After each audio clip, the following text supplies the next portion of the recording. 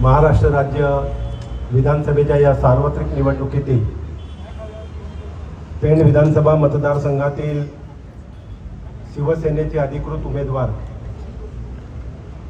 सन्माननीय प्रशांतदादा भोईर, माझे सहकारी किशोर जैन, समीर शेडगे, व्यासपीठावर उपस्थित असलेले शिवसेना आणि महाविकास आघाडीचे सर्व सन्माननीय पदाधिकारी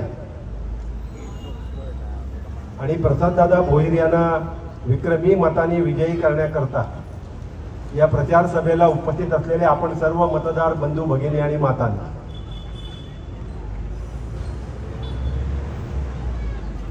ही निवडणुकीची प्रचार सभा आहे, त्यामुळे आचारसंहितेचं बंधन आहे आणि या सभेला परवानगी फक्त 9 वाजेपर्यंत आहे. खरं म्हणजे 10 वाजेपर्यंत घ्यायला हवी होती, परंतु 9 वाजेपर्यंतची परवानगी आहे आणि आता 8:20 झाले आहेत, फक्त 40 मिनिटं शिल्लक आहेत. आणि म्हणून मग उल्काताई बोलत असताना पण मला त्यांना चिठी पाठवावी लागली की परवानगी फक्त 9 वाजेपर्यंत आहे.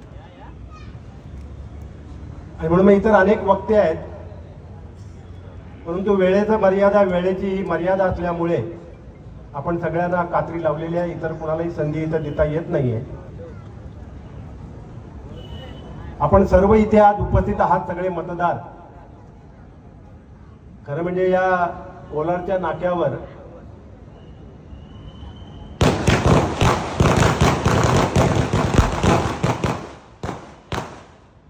हे विजयाचे फटाके आहेत.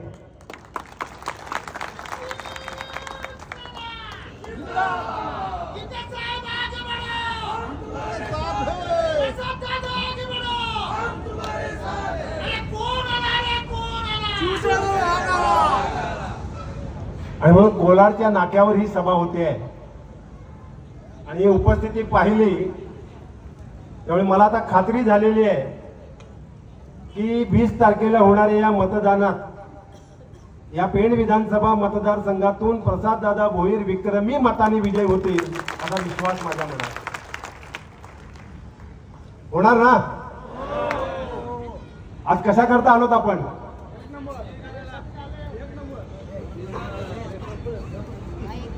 प्रशांतदादा भोईरचा नंबर किती आहे तो बघू नका मशीनवरचा, मशाल फक्त बघा, मशाल 2 नंबर आहे. छोटा बाळ सांगतोय 2 नंबर. हा बघा माझ्या बाजूला आहे, तो सांगतोय 2 नंबर. त्याला वर जरा स्टेजवर घ्या, उभा कर. चला ये ये ये बाळा, ये ये इकडे. तुझी कुठली निशाणी आहे सांग. हा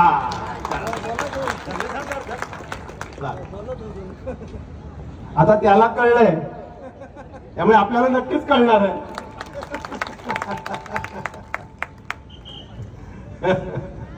आणि म्हणून मग आपल्याला मशाल हे चिन्ह लक्षात ठेवायचंय.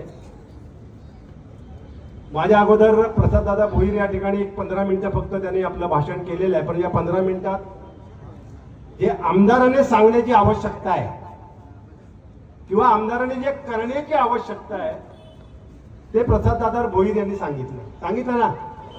पटलं का आपल्याला? पटलंय ना. मग आता आपली इच्छा काय आहे? इच्छा काय आपली? प्रशांतदादा भोईरना आमदार करायचं ना, बरोबर ना. आणि म्हणून मग आता ही जबाबदारी आता आपली आहे.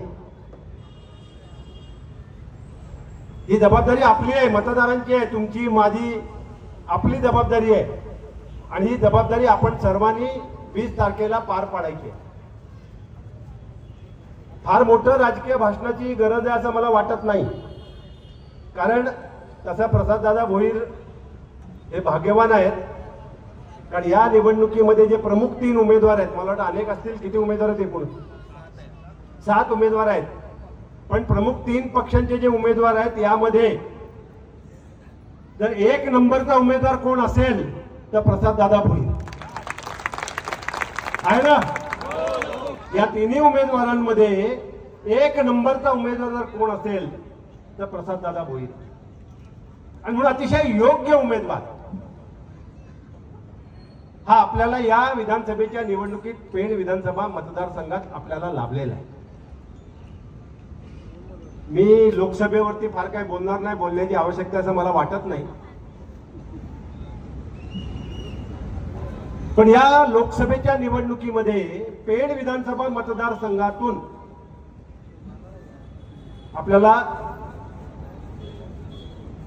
किती हजार मतांची पिछेहाट झाली?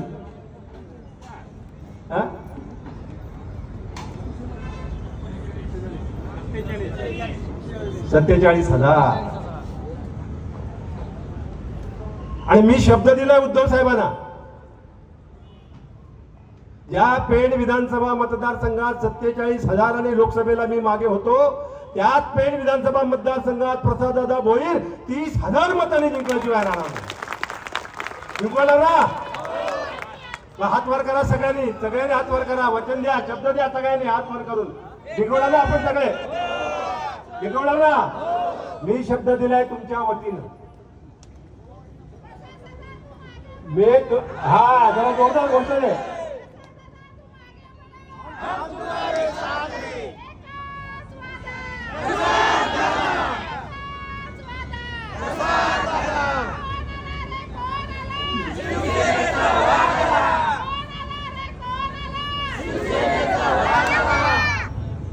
खरं म्हणजे त्यांनी सुरुवात 6 महिने अगोदरच केली. गणपतीमध्ये मी जाताना बॅनर बघत होतो. गणपतीत जाताना प्रत्येक नाक्यावर मी बॅनर पाहत होतो. नवरात्रीला सुद्धा मी बॅनर पाहत होतो. 6 महिने अगोदरच तयारी केली होती. आणि आज मला त्याचा आनंद या गोष्टीचा होतोय की त्या तयारीमुळे या मतदारसंघातली सगळी तरुणाई प्रसाददादा भोईरच्या पाठीशी आहे ना? 100% तरुणाई आज प्रसाददादा भोईरच्या पाठीशी आहे. आणि त्यामुळे प्रसाददादा भोईर आमदार, तरुणांच्या अपेक्षा आपल्याला पूर्ण कराव्याच लागतील. करणार ना? बघा शब्द घेतोय मी त्यांच्याकडून. आणि त्यामुळे सगळी तरुणाई ही आता आपल्या पाठीशी आहे. पण संपूर्ण तरुणाई आपल्या पाठीशी असताना सुद्धा काय असतं, तुमच्याकडे शक्ती किती असेल, ताकद किती असेल, किती ताकद असो, किती शक्ती असो, पण जोपर्यंत त्या ताकदीला आणि शक्तीला विवेकाची जोड होत नाही, मिळत नाही, तोपर्यंत ती ताकद किंवा ती शक्ती सत्कारणी लागत नाही. आणि मग ती विवेकाची जोड शिवसेना उद्धव बाळासाहेब ठाकरे या पक्षाची मशाल चिन्ह देऊन त्या विवेकाची जोड आज आम्ही प्रसाददादा भोईर. ही जोड आहे, विवेकाची जोड आहे. ही जी जोड आहे ही विवेकाची जोड आहे. खरं म्हणजे आपण सगळे भाग्यवान आहोत. जसं तुम्हाला वाटतं ना सगळ्यांना की प्रसाददादा भोईर आमदार व्हावा, वाटतं की नाही? वाटतं ना सगळ्यांना? जरा उजव्या बाजूने आवाज कमी येतोय, आमदार आहे. हा आता बरोबर आला. जसं तुम्हाला वाटतंय की प्रसाददादा भोईर आमदार व्हावा, तसं महाराष्ट्रातल्या तमाम जनतेला वाटते. काय वाटते? महाराष्ट्रातल्या तमाम जनतेला वाटते. काय वाटते? उद्धव बाळासाहेब ठाकरे मुख्यमंत्री व्हावे. वाटते ना? का नाही वाटत? महाराष्ट्रातल्या तमाम जनतेला वाटते की उद्याचे महाराष्ट्राचे मुख्यमंत्री उद्धव बाळासाहेब ठाकरेच व्हावेत. आणि मग जर उद्धव बाळासाहेब ठाकरे हे महाराष्ट्राचे मुख्यमंत्री व्हावेत असं वाटत असेल तर मुख्यमंत्री कसे होणार? आपली आघाडी आहे. आघाडी आहे ना आपली. शिवसेना उद्धव बाळासाहेब ठाकरे, शरद पवार साहेबांची राष्ट्रवादी काँग्रेस आणि काँग्रेस. आणि मग या आघाडीमध्ये सर्वात जास्त आमदार ज्या पक्षाचे निवडून येतील त्या पक्षाचा मुख्यमंत्री. मग आपली जबाबदारी काय आहे की सर्वात जास्त आमदार हे शिवसेना उद्धव बाळासाहेब ठाकरे पक्षाचे निवडून आले पाहिजे. आणि म्हणून मग एक एक आमदार हा महत्वाचा आहे ना? एक एक आमदार हा महत्वाचा आहे. ज्या वेळेला उद्धव बाळासाहेब ठाकरे महाराष्ट्राचे मुख्यमंत्री म्हणून शपथ घेतील त्यावेळेला पेणचा आमदार प्रसाददादा भोईर भगवा खांद्यावर घेऊन त्या शपथविधीला हजर असेल. पाठवायचं ना विधान भवनात. भगवा खांद्यावर घेऊन त्यांना आपल्याला त्या विधान भवनात पाठवायचे. खरं म्हणजे प्रसाददादा भोईर भाग्यवान आहेत. तुम्हाला पण आश्चर्य वाटेल, त्यांना स्वतःलाच आश्चर्य वाटलं. त्यांनी कदाचित मातोश्रीवरती रात्री 10 वाजता आधी हाताला चिमटा काढला असेल. जे घडतंय ते खरोखर आहे का स्वप्न आहे. त्या रात्री 10 वाजता उमेदवारी अर्ज भरायच्या शेवटच्या दिवसाच्या आदल्या रात्री, बरोबर, उमेदवारी अर्ज भरायचा शेवटचा दिवस आहे, त्याची आदली रात्र आहे. रात्रीचे 10 वाजलेत. मातोश्रीवर प्रसाददादा भोईर आणि आमचे सगळे शिवसेनेचे पदाधिकारी कार्यकर्ते आणि त्याचे कार्यकर्ते प्रसाददादाचे सगळे मातोश्रीवर आहेत. 10 वाजता रात्री त्याने आधी आपल्या हाताला चिमटा काढला असेल. मी जे काही बघतोय ते खरं आहे का खोटं आहे का स्वप्न आहे. रात्री 10 वाजता पक्षप्रमुख उद्धव बाळासाहेब ठाकरे यांनी प्रसाददादा भोईर यांच्या हातात शिवबंधन बांधून त्यांना शिवसेनेत प्रवेश दिला. एका हातानं शिवबंधन बांधलं आणि दुसऱ्या हातानं पक्षाचा एबी फॉर्म त्यांच्या हातामध्ये दिला ना. हे असं कधी यापूर्वी कुणी अनुभवलं असेल काय. हे कुणाच्याच नशिबी नाहीये, कुठल्याही उमेदवाराच्या नशिबी नसेल. जे भाग्य प्रसाददादा भोईर यांच्या नशिबी आहे. आणि म्हणून ज्या क्षणाला त्यांनी शिवबंधन बांधलं आणि शिवसेना उद्धव बाळासाहेब ठाकरे पक्षाचा एबी फॉर्म घेतला त्या क्षणाला प्रसाददादा भोईर यांचा विजय हा निश्चित झालेला आहे. निश्चित झालाय ना. आणि म्हणून जर मुख्यमंत्री आपल्याला उद्धव साहेबांना करायचं असेल तर प्रसाददादा भोईर हा विक्रमी मतांनी या मतदारसंघातून निवडून जाण्याची आवश्यकता आहे. वातावरण अतिशय चांगलं आहे. मी माझ्या सहकार्यांना पण सगळ्यांना विनंती करणार आहे, उमेदवारांना पण विनंती करणार आहे की आपण भाग्यवान आहात. या मतदारसंघामध्ये मागच्या निवडणुकीत सुद्धा लोकसभेच्या निवडणुकीत सुद्धा आपल्याला जवळजवळ किती मिळाली मतं, किती मिळाली लोकसभेला 67,000 मतं ही लोकसभेला सुद्धा मिळालेली आहेत. मिळाली ना. आता त्याच्यात आपल्याला भर टाकायची आहे. टाकायची ना. आता ही भर कशी पडणार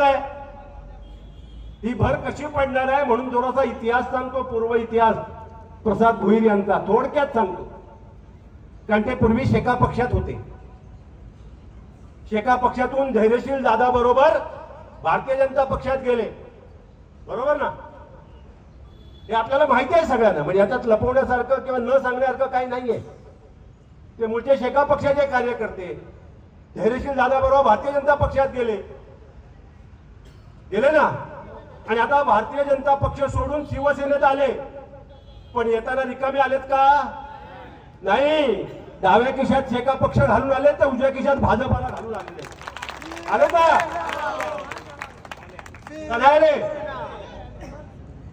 आले की नाही. मग डाव्या खिशात शेकापला घालून आले, उजव्या खिशात भाजपला घालून आलेले आहेत. आणि म्हणून मग आता ही ताकद दुपटीनं आपली वाढलेली आहे.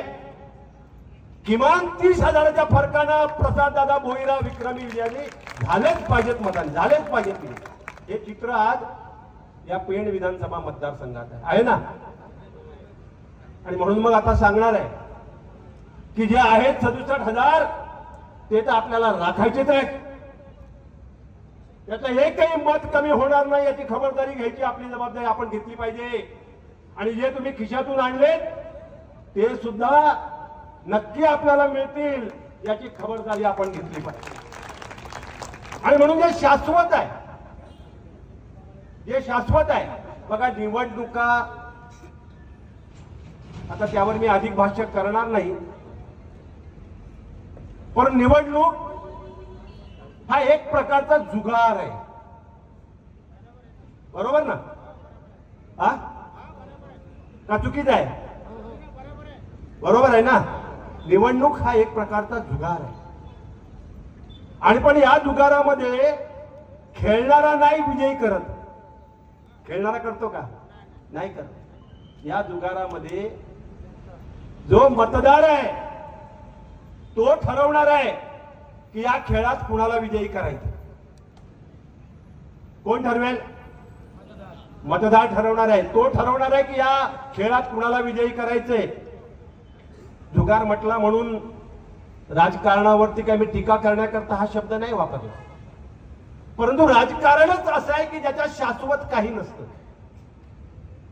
राजकारण हे असं एकमेव क्षेत्र आहे की ज्याच्यात शाश्वत काही नसतं. असतं का काही शाश्वत? कधी काही घडत असतं, आणि म्हणून जे शाश्वत आहे ते तर आपल्या हाती राहिलंच पाहिजे. परंतु जे आपण आता मिळवू पाहतो, कधी आपण मिळवणार आहोत, तेही आपल्याला मिळवलंच पाहिजे. आणि मग जेव्हा या सगळ्याची गोळाबेरीज होईल तेव्हा निश्चितपणे प्रसाददादा भोईर यांचा विजय झाल्याशिवाय राहणार नाही.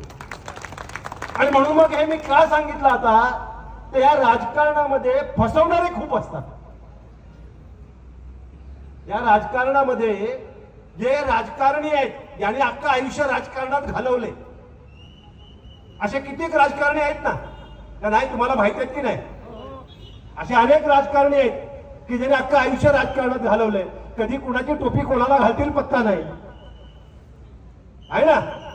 कधी सोडून कुणाच्या दारात जातील सांगता येत नाही. असे अनेक राजकारणी आहेत.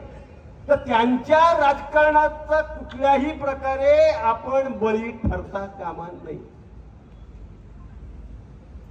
ही जबाबदारी आता आपली आहे, शिवसेनेची आहे, मूळ पदाधिकाऱ्यांची आहे, की आपण कोणत्याही राजकारणांच्या फसव्या गोष्टींना अजिबात बळी पडता कामा नये. खरं म्हणजे तुम्हाला आता आणखीन काही सांगायची गरजच नाहीये, कारण जर उमेदवारांची तुलना केली तर एक नंबरचा उमेदवार हा प्रसाददादा भोईर आहे, हे जग जाहीर झालेलं आहे. याला आता कोणी ज्योतिषी आवश्यक आहे काय सांगायची की एक नंबरचा प्रसाददादा भोईर आहे? सर्व गुणसंपन्न असा उमेदवार आपला आहे. मी तसं म्हटलंय, सर्व गुणसंपन्न आपला असा उमेदवार आहे. जे काही माझ्यातले दोष होते असतील ते पण दुरुस्त करण्याची ताकद प्रसाददादा भोईर मध्ये आहे. आणि म्हणून मग ही निवडणूक आपल्याला लढायची आहे आणि लढून जिंकायची आहे, नुसती लढायची नाहीये. ही निवडणूक आपल्याला लढून जिंकायची आहे. जिंकायची ना? मग आता आपण कसे उभे राहणार, कसे लढणार, कसे लढणार आपण? आपल्याला अभिमान वाटला पाहिजे आपण या रायगडचे रायगडचे आहोत ना, राजे नाही आहोत, रायगडचे सैनिक आहोत, रायगडचे शिपाई आहोत आपण. धन्यवाद दिले पाहिजेत बॅरिस्टर अंतुलेंना, धन्यवाद दिले पाहिजेत बॅरिस्टर अंतुलेंना, कारण या जिल्ह्याचं नाव होतं कुलाबा. आता आपण विसरलो पण असू, नवीन पिढीला ते माहीत पण नसेल, आजच्या पिढीला कदाचित नवीन पिढीला हे माहीत पण नसेल, पण या जिल्ह्याचं नाव होतं कुलाबा. हे कुलाबाचं नाव बदलून याचं नाव केलं रायगड. हे त्यावेळचे माजी मुख्यमंत्री बॅरिस्टर AR अंतुले यांनी रायगड केलं. आणि म्हणून अंतुले साहेबांना एकदा टाळ्या वाजवा त्यांच्याकरता, धन्यवाद द्या त्यांना, जोरदार टाळ्या होत्या, जोरदार टाळ्या होत्या. हे अंतुले साहेबांनी केलं रायगड. आजच्या पिढीला कदाचित हे माहित पण नसेल कुलाबा होतं केव्हा, पण आता कुलाबा हे नाव होतं, आता रायगड याचं नाव झालेलं आहे. का रायगडचं नाव ठेवलं? का रायगड नाव ठेवलं? रायगड नाव का ठेवलं? तर छत्रपती शिवाजी महाराजांच्या हिंदवी स्वराज्याची राजधानी असलेला रायगड किल्ला हा या जिल्ह्यात आहे, म्हणून रायगड. बरोबर ना? हिंदवी स्वराज्याची राजधानी असलेला रायगड हा या जिल्ह्यात आहे. आपल्या जिल्ह्यामध्ये आपल्याला अभिमान वाटला पाहिजे की हिंदवी स्वराज्याची राजधानी असलेला रायगड हा आपल्या जिल्ह्यामध्ये आहे. मग आता रायगड ही राजधानी महाराजांनी का निवडली? रायगड ही राजधानी महाराजांनी का निवडली? कधी विचार केलाय का आपण? हा विचार कधी आपण केलाय का? महाराजांचं हिंदवी स्वराज्याचं साम्राज्य कुठपासून कुठपर्यंत होतं तुम्हाला माहिती आहे का? इतिहास सांगतो थोडक्यात मी, थोडा वेळ आहे म्हणून हा इतिहास सांगतो, ऐकायचा आहे ना? आपल्या राजांचा इतिहास, छत्रपतींचा इतिहास आपल्याला ऐकायचा की नाही? आणि म्हणून थोडक्यात माहिती देतोय. दक्षिणेकडे आता जे तामिळनाडू आहे, दक्षिणेकडे आता जे तामिळनाडू आहे, पूर्वीचं मद्रास, जुन्या लोकांना माहित असेल मद्रास, मुंबईमध्ये मद्रासी म्हणायचे सगळ्यांना, कोणी लुंगी लावले की तो मद्रासी. तर पूर्वीचा मद्रास, आताचं तामिळनाडू, त्या तामिळनाडूमध्ये असलेला तंजाऊर, तंजाऊर एक संस्थान आहे तामिळनाडू मधलं. तिथले राजे होते व्यंकोजी राजे. व्यंकोजी राजे भोसले म्हणजे कोण? तर छत्रपती शिवाजी महाराजांचे सावत्र बंधू, शहाजी राजांचे पुत्र व्यंकोजी राजे भोसले, छत्रपती शिवाजी महाराजांचे सावत्र बंधू व्यंकोजी राजे भोसले हे तंजावरचे राजे होते. महाराजांनी ज्यावेळेला हिंदवी स्वराज्याची घोषणा केली त्यावेळेला महाराजांनी एक एक आप्त स्वकीय जे कोणी होते जवळचे त्यांना गोळा करायला सुरुवात केली. आणि म्हणून मग महाराजांनी व्यंकोजी राजेंना पत्र लिहिलं. शहाजी राजांचे पुत्र छत्रपती शिवाजी महाराजांचे सावत्र बंधू व्यंकोजी राजे भोसलेंना महाराजांनी पत्र लिहिलं की मी हिंदवी स्वराज्याचा संकल्प सोडलेला आहे, तुम्ही माझे बंधू आहात आणि म्हणून माझी इच्छा आहे की माझ्या या हिंदवी स्वराज्याच्या संकल्पात तुम्ही सहभागी व्हावं. या हिंदवी स्वराज्याच्या संकल्पात तुम्ही सहभागी व्हावं आणि म्हणून त्याला छत्रपती शिवाजी महाराजांनी पत्र लिहिलं. महाराजांना वाटलं आपला भाऊ आहे, शहाजीराजांचा पुत्र आहे, आपलाच सक्का भाऊ आहे, तो आपल्यामध्ये सहभागी होईल म्हणून त्यांनी विनंती केली. परंतु व्यंकोजी राजांनी ती विनंती नाकारली. व्यंकोजी राजेने ती विनंती नाकारली. त्यांनी कळवलं की मी, शहाजी राजे हे निजामाचे सरदार आहेत, शहाजी राजे माझे पिता आणि तुमचे पण पिता हे निजामाचे सरदार आहेत आणि त्यांनी मला हे राज्य दिलेलं आहे, त्यामुळे मी निजामाचा सुभेदार आहे इथला. शहाजी राजे हे निजामाचे सुभेदार आहेत, तंजावरचं संस्थान हे मला शहाजी राजाने दिलंय आणि म्हणून माझी जबाबदारी आहे निजामाची सेवा करणं, त्याच्याशी इमान राखणं, मी त्याच्याशी बेईमानी करू शकत नाही आणि म्हणून त्यांनी हिंदवी स्वराज्यात सहभागी व्हायला नकार दिला. तो नकार आल्यानंतर महाराजांनी निर्णय घेतला आणि तंजावरवरती स्वारी केली. महाराज गेले रायगडावरून तंजावरला, तामिळनाडूला. किती? जवळजवळ 2200 किलोमीटर, 2000 किलोमीटर असेल अंतर, 2300 किलोमीटर अंतर असेल. आजच्या घडीला आपण मोजलं तर असेल ना 2000 किलोमीटर. जरा चुकलो तर दुरुस्त करा, तेवढेच फक्त पत्रकार पॉइंट करू नका, मागे पुढे असतील. पण साधारण 2000 किलोमीटर अंतर असेल रायगड ते तंजावर. इथून महाराज तंजावरवर चाल करून गेले. तंजावरवर चाल करून गेल्यानंतर ज्यावेळेला तंजावरच्या सीमेच्या बाहेर महाराजांचं सैन्य पोहोचलं, पुन्हा एकदा महाराजांनी व्यंकोजी राजांना विनंती पाठवली, आपला वकील पाठवला की मी तुमचा बंधू आहे, तुम्ही माझे बंधू आहात, मला तुमच्याशी युद्ध करण्याची हौस नाही आहे, मी युद्ध करायला नाही आलोय, तुम्ही माझ्या पत्राचा अवहेर केलात म्हणून प्रत्यक्ष भेटून तुम्हाला मी विनंती करायला आलोय, तुम्हाला हात जोडायला आलोय की तुम्ही माझ्या विनंतीचा आदर राखावा, मान राखावा आणि हिंदवी स्वराज्यात तुम्ही सहभागी व्हावं. त्या वकिलाला पण व्यंकोजी राजेने धुडकावून लावलं, उलट निरोप दिला की मी काय यात सहभागी होणार नाही. मी ज्या निजामानं शहाजी राजांना सुभेदारी दिली, ज्या सुभेदाराने मला ही तंजावरचं संस्थान दिलंय, त्याच्याशी मी बेईमानी करणार नाही. तुमच्यात हिंमत असेल तर युद्ध करा, लढाई करा आणि तंजावर जिंका. महाराजांचा नाईलाज झाला. ते आपल्या भावावर चालून करून हल्ला करायला, लढायला गेले नव्हते, पण नाईलाज झाला.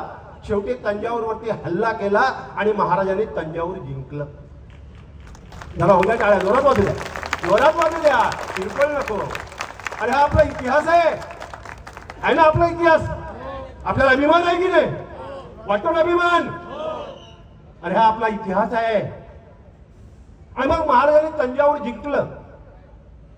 तंजावर जिंकल्यानंतर सुद्धा महाराजांनी तंजावरवरती आपला सरदार बसवला नाही. पुन्हा त्या व्यंकोजीला सांगितलं की मी लढाई जरी जिंकलो असलो, मी तंजावर जरी जिंकलो असलो तरी तू माझा भाऊ आहेस, माझा बंधू आहेस. मी पुन्हा तुझ्याच ताब्यात हे राज्य देतोय माझं, तू हे सांभाळ आणि हिंदवी स्वराज्याला खंडणी दे. पुन्हा व्यंकोजीला गादीवर बसवून महाराज रायगडावर आले. महाराज जेव्हा रायगडावर आले तेव्हा त्या ठिकाणी उत्तर प्रदेश मध्ये असलेला बुंदेलखंड, माहितीये का बुंदेलखंड कुठे आहे? त्या बुंदेलखंड मध्ये होता राजा छत्रसाल. बुंदेलखंडचा राजा छत्रसाल हा महाराजांच्या वयाचा होता. महाराज जेव्हा तंजावर जिंकून रायगडावर परत आले तेव्हा त्यांना कळलं की बुंदेलखंडचा राजा छत्रसाल आपल्याला भेटी करता रायगडाच्या पायथ्याला येऊन वाट पाहतोय. गडावर आल्यावर महाराजांनी त्या छत्रसालला बोलवून घेतलं. किंवा कशासाठी आलास तू? तू तर बुंदेलखंडचा राजा आहे, त्यांच्याच वयाचा होता, महाराजांच्याच वयाचा. तो म्हणाला, महाराज मी तुमच्या पायाशी शरण आलोय, मी माझं राज्य तुमच्या पायाशी अर्पण करायला आलोय. सक्का सावत्र भाऊ लढायला उभा राहिला आणि बुंदेलखंडचा राजा आपलं राज्य पायांच्या चरणी अर्पण करायला आला.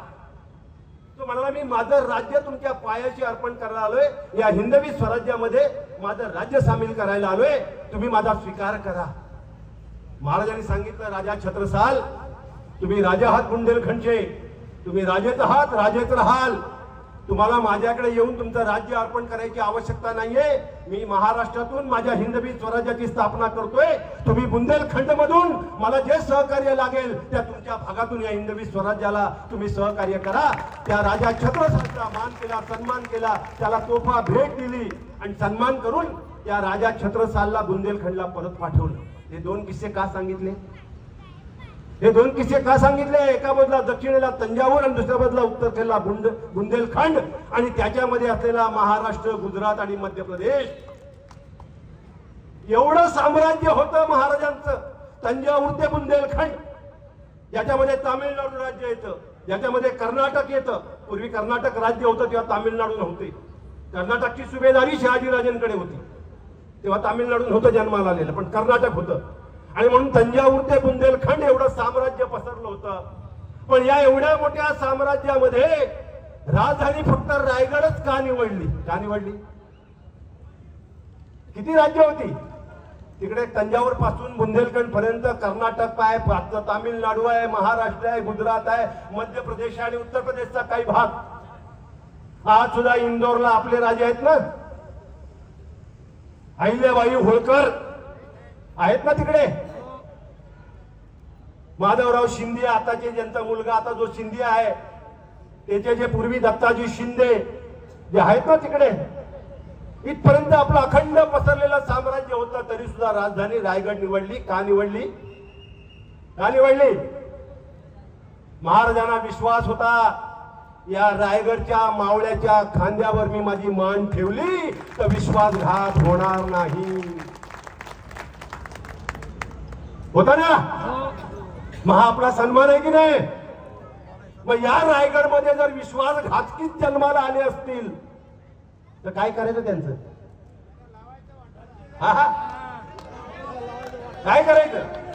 अरे या रायगडचा सार्थ अभिमान बाळगता, या रायगड राजधानी म्हणून तुम्ही नाव अभिमानाने घेता आणि त्या रायगड मध्ये जर विश्वासघातकी जन्माला आले असतील तर त्या विश्वासघातक्यांचं काय करायचं? काय झालं? टकमक त्याच्यासाठी आहे ना, करणार की नाही?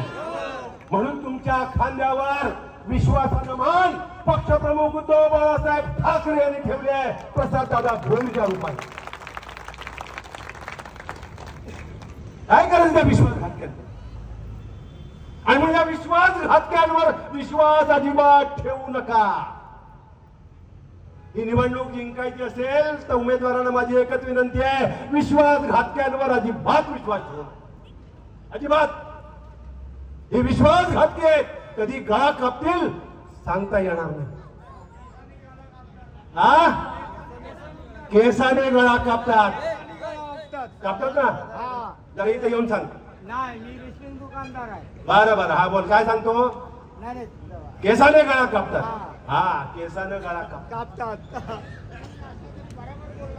बरोबर आहे. एकदा टाळ्या वाजवा याच्यासाठी जोरदार. एकदा टाळ्या वाजवा. वेळ अजून माझ्याकडे आहे 10 मिनिटं. घड्याळ बघतोय मी, माझं घड्याळ बघतोय हा, ते दुसरं नव्हे. सावकाश. हे बाबा ठेवा, 23 तारखेला शिल्लक ठेवा. आहेत ना? हे बघा, लोकसभेला फटाके नाही वाजलेत, विधानसभेला वाजलेच पाहिजेत. कुठल्याही परिस्थितीत वाजलेच पाहिजेत. वाजवलं की नाही? वाजवलं काय ताई? वाजवलं की नाही? वाजलेच पाहिजेत. मी येईन फटाके वाजवायला इथे. अरे आपला इतिहास आहे, आपल्याला अभिमान वाटला पाहिजे. अरे या महाराष्ट्राला इतिहास आहे, बाकी राज्याला फक्त भूगोल आहे. या देशात कितीतरी राज्य आहेत, पण या सगळ्या राज्यांना फक्त भूगोल आहे. एकमेव महाराष्ट्र आहे, त्या महाराष्ट्राला इतिहास आहे. आणि मग आपल्याला अभिमान वाटला पाहिजे आपल्या इतिहासाचा. वाटला पाहिजे ना. म्हणून बेईमानांना थारा नाही द्यायचा का? थारा गद्दारांना थारा नाही द्यायचा का? थारा विश्वासघात्याला थारा नाही द्यायचा का? थारा. अरे आश्चर्य वाटतंय की या भूमीत विश्वासघातकी जन्माला यावेत, या भूमीत गद्दार जन्माला यावेत, या भूमीत बेईमान जन्माला यावेत. काय विष्णू भाई, बरोबर आहे ना? अरे आपला इतिहास आहे, हा आपण विसरता कामा नये कदापि. आणि म्हणून मला वचन हवंय तुमच्याकडनं, सगळ्यांकडनं. देणार ना वचन सगळे? मला तुमच्या सगळ्यांकडनं वचन हवंय, ते वचन घ्यायला मी आज इथं आलोय. देणार की नाही तेवढं सांगा. हा, मग एक शपथ घ्यावी आपण सगळे. घ्यायची का शपथ? सगळ्यांनी. हा, माझ्या मुठी आवळा हात वर करा सगळ्यांनी. जेवढे आहेत आजूबाजूला उभे, रस्त्यावरती, काना कोपऱ्यात, तिकडे अंधारात, इकडे पाठीमागे, सगळ्यांनी मुठी आवळा. हा, आणि मी म्हणेन तशी एक शपथ घ्यायची सगळ्यांनी. आज आम्ही कोलारच्या नाक्यावर या परिसरातील सर्व मतदार बंधू आणि भगिनी, शिवसेना प्रमुख, हिंदुहृदय सम्राट बाळासाहेब ठाकरे यांच्या पवित्र स्मृतीला अभिवादन करून शपथ घेत आहोत की पेण विधानसभा मतदारसंघातून शिवसेना उद्धव बाळासाहेब ठाकरे या पक्षाचे अधिकृत उमेदवार, ज्यांची निशाणी आहे मशाल, त्या प्रसाददादा भोईर यांना मशाली समोरचं बटन दाबून विक्रमी मतांनी विजयी करू. जय हिंद, जय महाराष्ट्र.